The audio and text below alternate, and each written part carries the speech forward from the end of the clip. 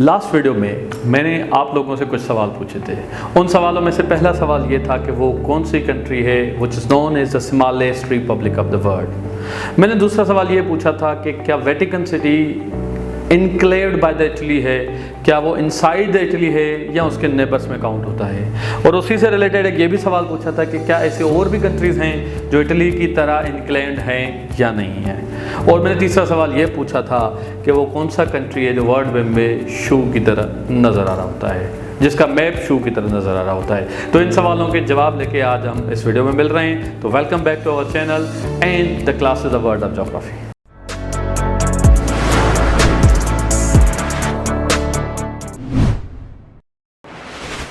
जी, तो पहला सवाल जो मैंने आपसे पूछा था वो ये था कि which is the smallest republic of the world. आप लोगों को ज़हन में आ रहा होगा कि वो वेटिकन सिटी है। Remember this, Vatican city is the absolute monarchy, so that is not the Republic. और रिपब्लिक उसी कंट्री को कहते हैं जहाँ पे लोग रूल करते हैं, जो लोग अपने रिप्रेजेंटेटिव एज एन इलेक्टेड वहाँ पे असेंबलीज में भेजते हैं। तो वो वेटिकन सिटी नहीं है और उस कंट्री का नाम है Nauru, that comes in Australia and Oceania.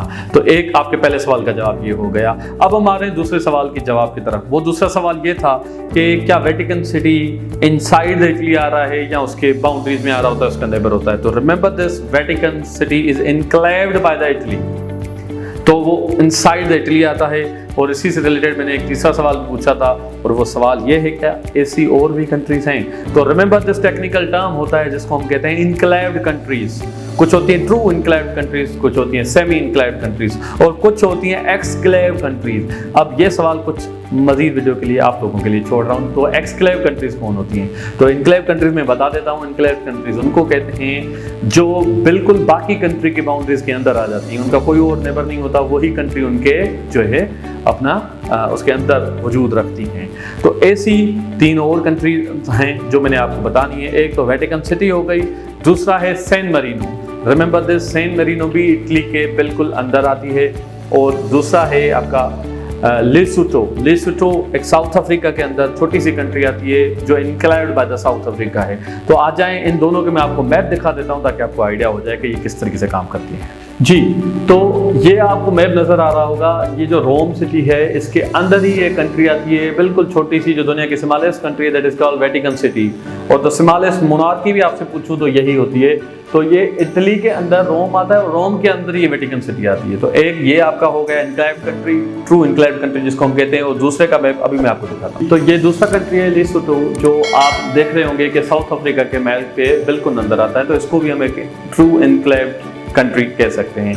अब तीसरे मैप की तरफ आती है जिसको हम कहते हैं सैन मरीनो और इटली। तो आप देख सकते हैं ये सैन मरीनो है, ये भी बिल्कुल इटली के गिर्द आ रहा है, इटली इसके गिर्द आ रहा है। देख सकते हैं कि it is enclaved by the Italy. यहाँ पे इटली है, ये इटली है, ये इटली है। तो ये आपका थर्ड कंट्री हो गया। तो टोटल 4 कंट्रीज हो गई जो इनक्लेव्ड होती हैं, Vatican City, Lesotho and Africa, San Marino and Italy. जी जनाब, तो बार बार बात हो रही थी इटली की, तो मैंने आपसे एक तीसरा सवाल पूछा था कि कंट्री में वो कौन सी कंट्री है दुनिया में जो शू मैप की तरह है, जिसका मैप शू की तरह है। तो उसका जवाब भी इटली ही है। तो आए मैं आपको उसका मैप दिखाता हूँ कि किस तरीके से इटली का मैप जो है ना वो एक शू की तरह नजर आ रहा होता है। और यही CSS में भी सवाल आया हुआ है एक मरतबा MCQs में। So you can check this is the map of Italy. और आप अगर इसकी रिप्रेजेंटेशन इस तरीके से देखें तो देखें ये लेग और शू आपको नज़र आ रहा होगा। तो इसी वजह से आपके तीसरे सवाल का जवाब यहाँ पे ख़त्म होगा।